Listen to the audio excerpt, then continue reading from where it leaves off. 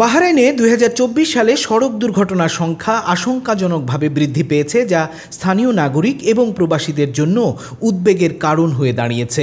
News of Bahrain এই খবর দিয়েছে। খবরে বলা হয়েছে, ওপেন ডাটা পোর্টালের সাম্প্রতিক পরিসংখ্যান অনুযায়ী চলতি বছরে দেশটিতে মোট ৯০৩টি সড়ক দুর্ঘটনা রেকর্ড করা হয়েছে, যা ২০২৩ সালের তুলনায় ৬.৬% বেশি। দুর্ঘটনায় মৃতের সংখ্যা সামান্য কমলেও উদ্বেগের বিষয় হচ্ছে আহতদের সংখ্যা উল্লেখযোগ্যভাবে বৃদ্ধি পেয়েছে। ২০২৪ সালে গুরুতর আহতদের সংখ্যা দাঁড়িয়েছে ৪৭৫ জনে, আর সামান্য আহত হয়েছেন ৩৬৮ জন।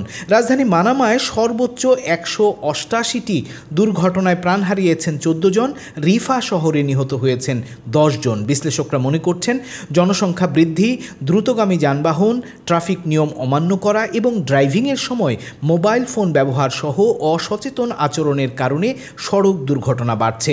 এদিকে ট্রাফিক কর্তৃপক্ষ জানিয়েছে, তারা নিরাপত্তা বাড়াতে নতুন পদক্ষেপ গ্রহণ করেছে, যার মধ্যে রয়েছে স্মার্ট ক্যামেরা স্থাপন, কঠোর জরিমানা এবং সচেতনতামূলক প্রচারণা, যা দেশটিতে সড়ক দুর্ঘটনা রোধে সহায়ক হবে বলে আশা করা হচ্ছে।